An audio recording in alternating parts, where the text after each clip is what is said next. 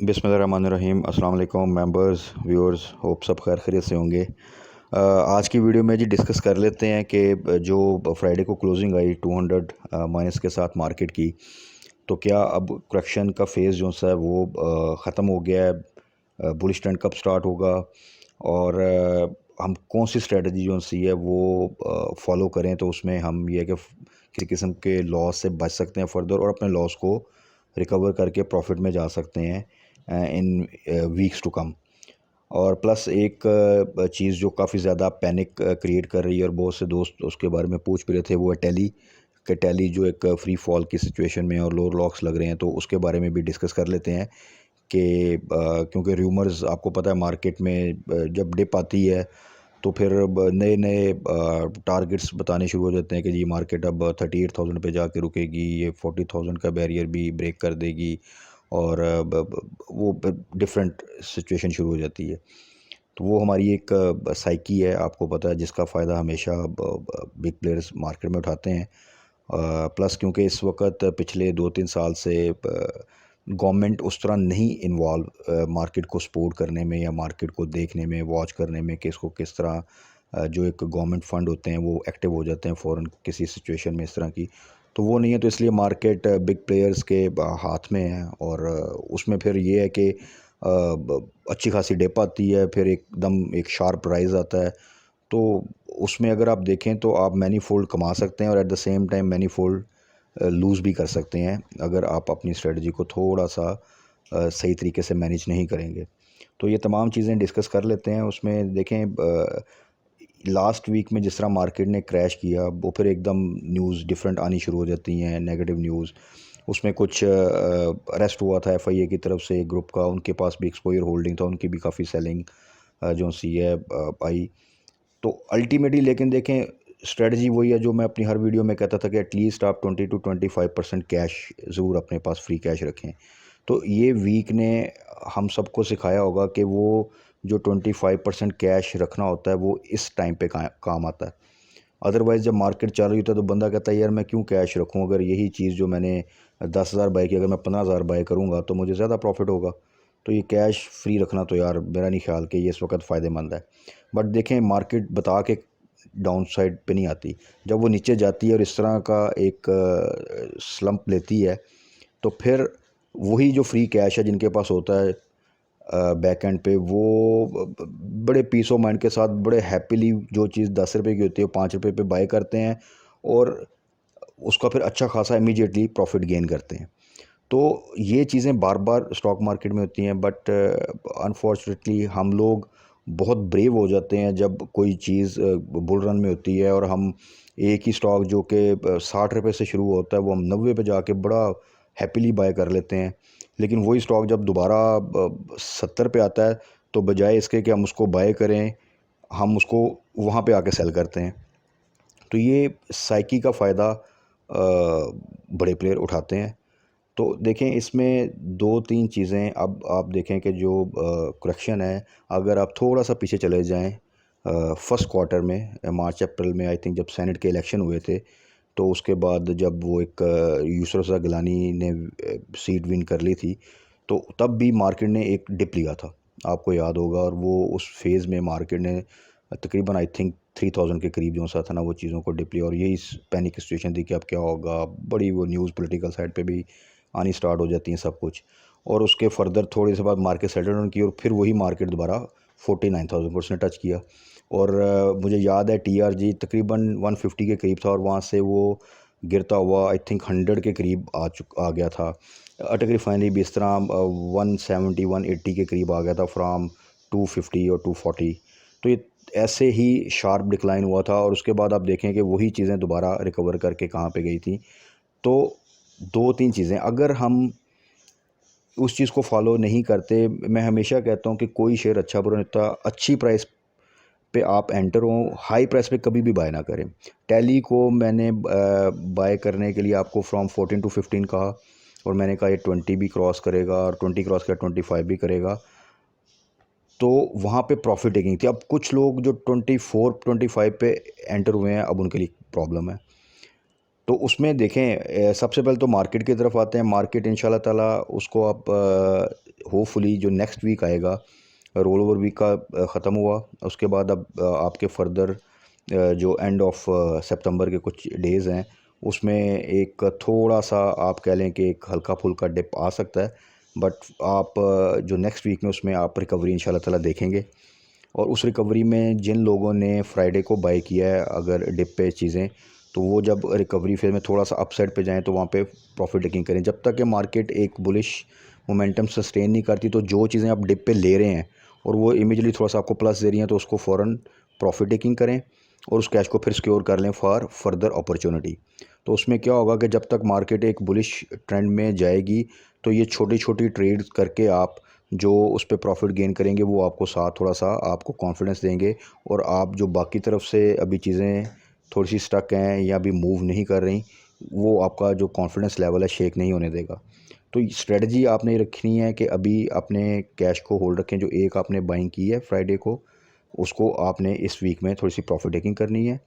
और फर्दर अगर कोई जब वो प्रॉफिट टेकिंग कर लें, तो जो कैश आपका फ्री हो उसको फर्दर यूटिलाइज़ करना है। अगेन एग्रेसिव बाइंग नहीं करनी कि आप मंडे को एक एग्रेसिव बाइंग करके फिर 100% आप होल्डिंग कर लें, नहीं करना ऐसा। बाकी ये है कि करेक्शन आ रही है, आ गई है काफ़ी हद तक करेक्शन। मैंने उस दिन भी कहा था तकरीबन 75% के करीब तो इंशाल्लाह हो चुकी है। थोड़ी बहुत जो करेक्शन आएगी मार्केट इंशाल्लाह ताला रिकवरी देगी और यही सारे रेट, यही सारी चीज़ें वापस आएंगी उसमें से। और फ्यूचर में आप देखिएगा कि क्योंकि हम इमर्जिंग मार्केट से फ्रंटियर मार्केट में जा रहे हैं, तो वही जो OGDC PPL ये तमाम स्टक थे काफ़ी और फॉरेनर्स को सेल करा था, अब फ्रंटियर मार्केट का जो इन्वेस्टर है वो बाय करेगा और ये आपके जो से ऑयल सेक्टर है ये भी एक अच्छी रैली बनाएगा। तो OGDC PPL ये इस वक्त बड़े अच्छे रेट पे हैं और सिक्योर रेट्स पे हैं, यहाँ पे आप इनमें आप एंट्री ले सकते हैं आप। दूसरा ये है जी कि फर्दर हम इसको डिस्कस कर लेंगे इंशाल्लाह ताला नेक्स्ट वीडियो में कि कौन से फर्दर जो सी स्टॉक्स हैं जो कि अपनी रॉक बॉटम प्राइस के पास हैं और क्विक गेन दे सकते हैं। बट अभी मैं इसलिए भी मेंशन नहीं करता कि फिर क्या होता है कि लोग एग्रेसिव बाइंग कर लेते हैं और अगर मार्केट थोड़ा बहुत डिप लिया अगर फर्दर, तो वो फिर चीज़ें स्टक हो जाती हैं। सो अभी तक की बेस्ट पॉलिसी ये है कि जो आपने आपके पास है उसको होल्ड करें, और जो आपने जुमे को बाइंग की है अगर, तो उसको आपने प्रॉफिट टेकिंग करनी है थोड़ी सी और फ्री कैश अपने पास रखना है। फर्दर जैसे ही चीज़ें थोड़ी बेहतर होंगी तो उसमें बहुत सी आइटम्स होती हैं, बहुत सी अपॉर्चुनिटीज़ हैं। ऐसा नहीं हुआ कि एकदम मार्केट 50,000 पे चली जाएगी। बहुत सी चीज़ें ऐसी आएंगी जो उस वक्त हम डिस्कस करेंगे जो हमें बड़ा अच्छा प्रॉफिट दे जाएंगी। हमने पहले भी अच्छा प्रॉफिट बनाया ट्रिपल GL में, डबल GL में, टैली में और TRG, बहुत सी आइटम्स थी, क्रिसेंट स्टील में, इन तमाम चीज़ों में। तो ये चीज़ें दोबारा फिर अपॉर्चुनिटीज़ आएंगी। अच्छा, उसके अलावा अब आ जाएँ टैली पे। टैली के देखें एक मटेरियल इन्फॉर्मेशन आई उनके सर्टिफिकेट्स की, उनकी रिडीम होने की, उसकी वजह से वो मार्केट भी क्योंकि डाउनवर्ड थी बड़ी, तो वो लोअर लॉक लगा। उसके बाद से रूमर्स आनी शुरू हो गई, कोई कहता है जी वो डिफ़ॉल्ट में चला जाएगा, कोई कहते हैं उसका IPO सुपरनेट का वो जो सा वो डिले हो जाएगा। ये तमाम चीज़ें जो सी हैं ये अब डिस्कशन हो रही हैं। देखें, एक चीज़ आप इस चीज़ को क्लियर अंडरस्टैंड करें, इट्स अ कॉमन सेंस कि अगर एक कंपनी ने अपनी एक रिप्यूट बिल्ड की है जो कि एक बिल्कुल सट्टा स्टॉक थी, कोई उसमें इन्वेस्ट नहीं करता था और वो 1-2 रुपए के करीब घूमती थी, और आम पब्लिक तो एंटर ही इस पे 10 के बाद हुई है, उससे पहले तो बड़ों ने इसको चलाया और लोग यही समझते रहे हैं कि ये वहाँ से वापस किसी भी टाइम 3 रुपये पे चला जाएगा। तो उसके बाद उनके कॉन्ट्रैक्ट्स डिफरेंट आए। आप PSX की वेबसाइट पे जाके मटेरियल इन्फॉर्मेशन देखें पुरानी, उसकी जो सब्सिडी सुपरनेट है उसके पास अच्छे खासे कॉन्ट्रैक्ट्स हैं, 10-10 साल के उनके कॉन्ट्रैक्ट हो रहे हैं सर्विसेज के। और फिर इन्होंने अगर न्यूज़ दी उसकी IPO की लॉन्च करने की, उसके लिए इन्होंने टॉप लाइन सिक्योरिटीज़ को भी उसकी सर्विसेज भी हायर की हैं।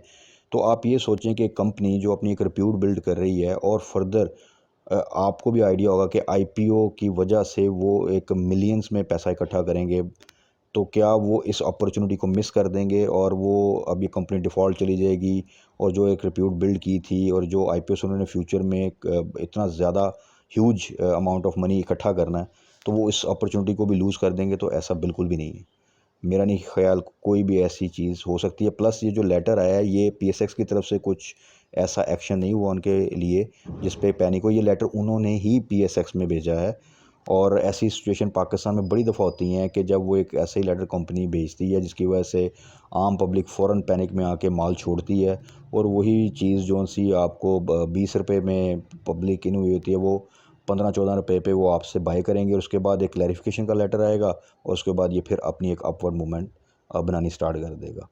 तो चीज़ें जो सी हैं स्टॉक मार्केट में, ये फ़र्स्ट टाइम नहीं है, ये बारहा दफ़ा जो लोग स्टॉक मार्केट में काफ़ी अर्से से काम करते हैं, वो कोई भी खुद से 2 मिनट के लिए बैठ के सोचे कि क्या ये जो इस तरह का एक डाउन ट्रेंड आया है 3000 पॉइंट का, क्या ये फ़र्स्ट टाइम आया है? और ऐसी पैनिक सिचुएशन फ़र्स्ट टाइम नहीं, पिछले 2 साल में ये कई दफ़ा आ चुकी है। और उसमें वो थोड़ा-सा बस ये देख ले कि उसके बाद क्या हुआ था, तो वो अच्छी तरह अंडरस्टैंड कर जाएगा कि उसने क्या स्ट्रेटजी करनी है, कितना पैनिक लेना है या थोड़ा-सा होल्ड करना है पेशेंस के साथ, और चीज़ें इंशाल्लाह ताला बेहतर हो जाएँगी।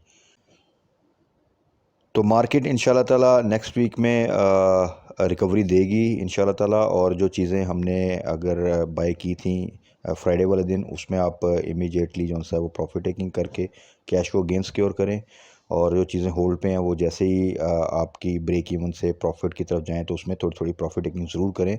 और मीनवाइल अक्टूबर के बारे में रेस्ट एश्योर कि अक्टूबर इंशाल्लाह ताला it will be a good month, और जब ऐसा डिक्लाइन आता है तो उसके बाद फिर एक जो आपके पास रूम बन जाता है एक अपसाइड मोमेंट का, वो अच्छी खासी पॉइंट्स का होता है, और वो फिर एक बुलिश रैली जो सी है वो स्टार्ट हो जाती है। तो ये तमाम चीज़ें प्लस टैली में इंशाल्लाह जी होपफुली इस तरह के जब लेटर आते हैं तो उसकी कुछ अरसे बाद क्लैरिफिकेशन के लेटर आते हैं, और वही तमाम जो सेंटिमेंट्स हैं और जो र्यूमर्स हैं वो सारी वो चेंज हो जाती हैं, और वही चीज़ जो उसी डाउन साइड पे होती है वो रिवर्सल उसका हो जाता है, और वो चीज़ें अप साइड पे चली जाती हैं। जो उनके प्लान्स हैं, जो उसके फ्यूचर प्रॉस्पेक्ट्स हैं वो अभी भी इंटैक्ट हैं। जो शेयर्स तमाम हम पीछे डिस्कस करते रहे उनमें से कोई शेयर ऐसा नहीं है जो कि डिफ़ॉल्टर काउंटर में हो या जिसके डिफ़ॉल्ट होने के चांसेस हों। तो चीज़ों को होल्ड करें, इंशाल्लाह ताला एवरीथिंग विल बी रिवर्स। जो चीज़ें बॉटम आउट होती जा रही हैं वहाँ पे आप थोड़ी बहुत एंट्री ले सकते हैं, but don't do aggressive buying. Further video में जैसे ही कोई अपॉर्चुनिटी ऐसी आएगी जिसमें हम इमीडिएटली गेन कर सकते हैं, और जो कि मैं फ़ील करूँगा कि जिसमें हम सिक्योरली प्ले कर सकते हैं, I will share with you इंशाल्लाह ताला। और जैसे हमने पिछले मंथ्स में अच्छे प्रॉफिट्स किए बहुत सी चीज़ों में, इंशाल्लाह ताला फ्यूचर में हम उससे भी बेहतर प्रॉफिट कर लेंगे। जस्ट स्टे स्ट्रॉन्ग, अपना ख्याल रखिएगा, दुआओं में याद रखिएगा, चैनल को सब्सक्राइब कीजिएगा। स्टे ब्लेस्ड, अल्लाह हाफिज़।